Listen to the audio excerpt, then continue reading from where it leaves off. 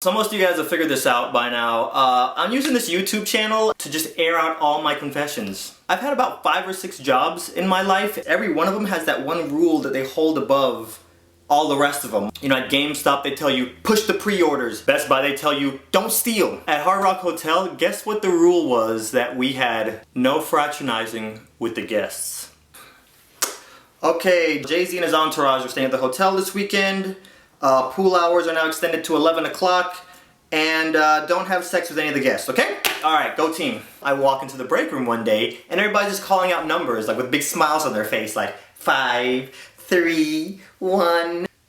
What are y'all talking about? What about you, AT? How many guests have you hooked up with? Wait, y'all been hooking up with the guests?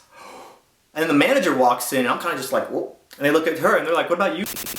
How many guests have you hooked up with? And she's like, 1. The manager's hooking up with people too?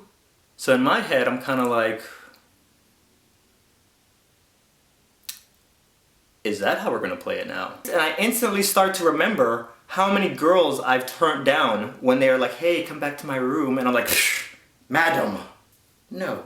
We had one lifeguard, Gianni. He wasn't even trying to hide the fact that he was hooking up with guests. Like, he looked like an Indian Justin Timberlake with the earrings and then the face and then the hair. So girls, when they came out to the pool deck, would just throw themselves at him. Let me tell you how he would do it. He would clock out, still in uniform, pull around to the front of the hotel and be like, bop, bop, girls, Shamon, we got a pre-game before we hit the club tonight. And load his car up with guests that are staying there. Like, he would get out of the car and then run and do a jumping chest bump with the valet guys, like, in uniform, and then get back in his car and speed off.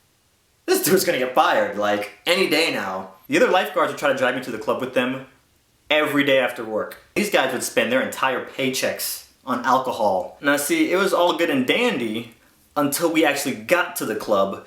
And then it was a whole other story because these bouncers loved me. And by love, I mean annoyed the crap out of. Whoa, hold on, buddy. The Nike check on the side of your shoe is off-white. Every bouncer, universally, just would always haggle me to get into the club, no matter what I had on. Go. Whoa. Hold on there, thug life. Your pants is too baggy. I wasn't there all hoodlum me, because I know you gotta look somewhat presentable at the club. But for whatever reason, they didn't want me to get in. So I made a goal. I had some personal goals. The difference in people usually are the goals they set. One of my personal goals was to walk right into a club, skip the line, and roll up in some like $100,000 car and just get out and just walk in, wearing whatever the heck I want. You know, I've been clubbing in New York and LA, and it's much different than it is here in Orlando, because in Orlando, we got the dudes that just post up on the wall like this. So one day, these 2 girls approach me on the guard stand, and we get to talking, and then they finally ask, hey, what are you doing after you get out of work? I don't know, what are y'all doing? Oh, well, you know, we're going over to the Groove at City Walk, and it's just us 2 girls, and we need a date. Shoot, I'm down. I'm not going up to nobody's room or nothing like that. I'm just gonna go hang out at City Walk, totally public area.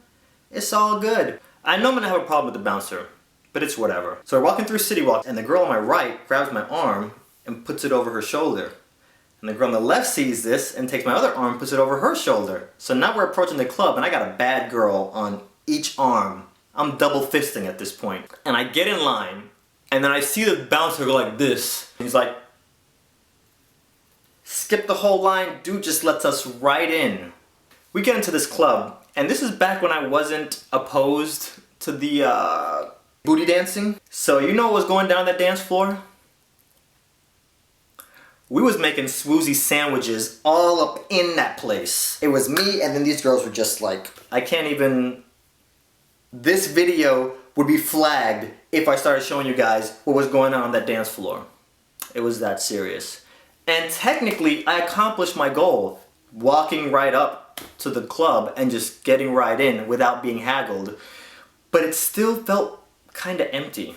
So, you know, the YouTube stuff started happening. I get casted for a reality show. I find myself in LA for E3. all the after parties start, and my phone's blowing up with all these places to go, and I just pick one at random. And I'm like, let's see if this YouTube and this gaming stuff has got me to that point yet. Pull up, it's on Sunset Boulevard, okay? This line is wrapping around the corner.